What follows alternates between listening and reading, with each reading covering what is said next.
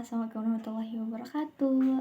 Oke, kembali lagi dengan saya Safira Rahmadinia dari kelas IPA 1. Oke, jadi di sini saya akan menjelaskan materi tentang perkembangan SPU. Ini tuh kimia pada saat 1 Oktober 2021 dan saya dari remedial di materi ini. Oke, kita langsung aja ke materinya ya. Oke, jadi gini. Jadi sudah pada tahu kan, jika setiap senyawa kimia itu memiliki sifat dan karakteristik yang berbeda-beda, misalnya NaCl dan KOH. Reaksi antara ion-ion Na natrium dan Ci ini itu akan membentuk suatu garam, yaitu natrium klorida. Sementara itu reaksi antara ion K+ ini tuh dan HA ini tuh akan membentuk suatu basa yang disebut dengan kalium hidroksida. Oke, seperti itu. Nah, apakah senyawa ini itu memiliki persamaan? Tentu tidak ya. Kenapa tidak? Nah, gini. Karena kedua ini itu dibentuk oleh unsur yang berbeda. Bagaimana ilmuwan bisa tahu sifat-sifat macam-macam unsur ini?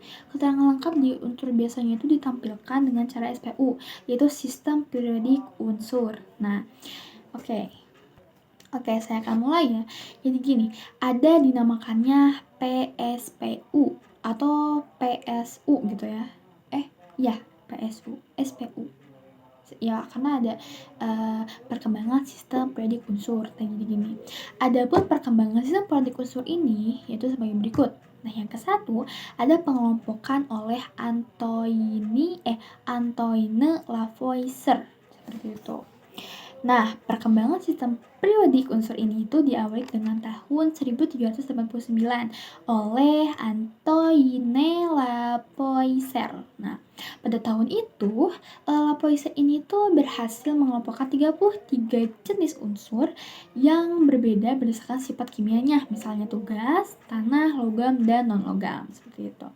Nah, untuk yang kedua ada yang dinamakannya pengelompokan unsur oleh Triade Dobereinier. Oke, agak susah ya, maaf.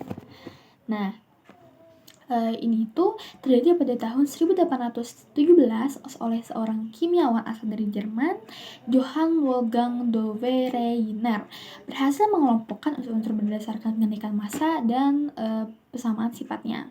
Setiap kelompok terdiri dari 3 unsur, itulah mengapa penemuannya itu dikenal sebagai Triade de Boyner seperti itu.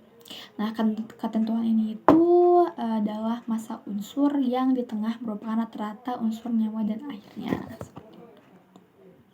Untuk yang ketiga ada pengelompokan unsur oleh Octave Neldals. Nah, ini itu gimana ya, sebenarnya tampaknya itu masih ada gitu ya di dalam tanah Eropa ya. Nah, tepatnya itu pada tahun 1864 seorang kimiawan dari asal Inggris, John Neldals, berhasil mengelompokkan satu unsur berdasarkan kenaikan massa atom relatif berdasarkan hasil penelitiannya. Nah, ke-8 unsurnya ini tuh mirip dengan unsur utama, unsur ke-9 mirip dengan unsur kedua, dan seterusnya seperti itu. Jadi kayak berurutan seperti itu ya. Nah, keunikannya ini tuh seperti itulah yang dinamakannya hukum oktav. Nah, untuk yang keempat ada dinamakannya tabel periodik unsur oleh Mendeleev dan Lothar Meyer. Wow, gila ya. Nah, hukum oktav ini itu dikemukakan oleh Neldals, mendorong ilmuwan asal Rusia dan Jerman. Wow, bener-bener orang pinter-pinter ya di sana. Nah, jadi Dmitri Mendeleev ini itu dan Lothar Meyer untuk meneliti kembali hubungan massa atom dan sifat kimia unsur. Penelitian keduanya itu berfokus pada besaran yang berbeda. Mendeleev itu meneliti sebuah hubungan antara massa atom dan sifat-sifat kimia. Nah, sementara itu Meyer ini tuh meneliti meneliti hubungan antara massa atom dan kenaikan massa seperti itu. Kenaikan massa atom lah ya kalau nggak salah. Nah, seperti itu. Oke, dan untuk yang terakhir, yang kelima ini tuh ada tabel periodik modern atau bisa disebut juga bentuk panjang ya, seperti itu. Nah, pada tahun 1914, Harry Moseley ini tuh menyatakan bahwa sifat atom terletak pada nomor atomnya, bukan nomor masanya. Pada ini itu, jadi gimana ya, dari serangkaiannya itu penelitian yang ia lakukan berhasil memperbarui tabel periodik unsur yang digagas oleh Mendeleev. Seperti itu.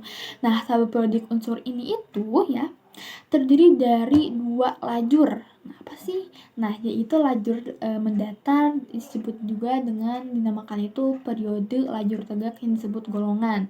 Nah, tabel periodik masalah ini itu biasanya digunakan sebagai pelajaran kimia. Ya, seperti itu kurang lebihnya. Oke, sepertinya cukup sekian dari saya. Terima kasih. Wassalamualaikum warahmatullahi wabarakatuh.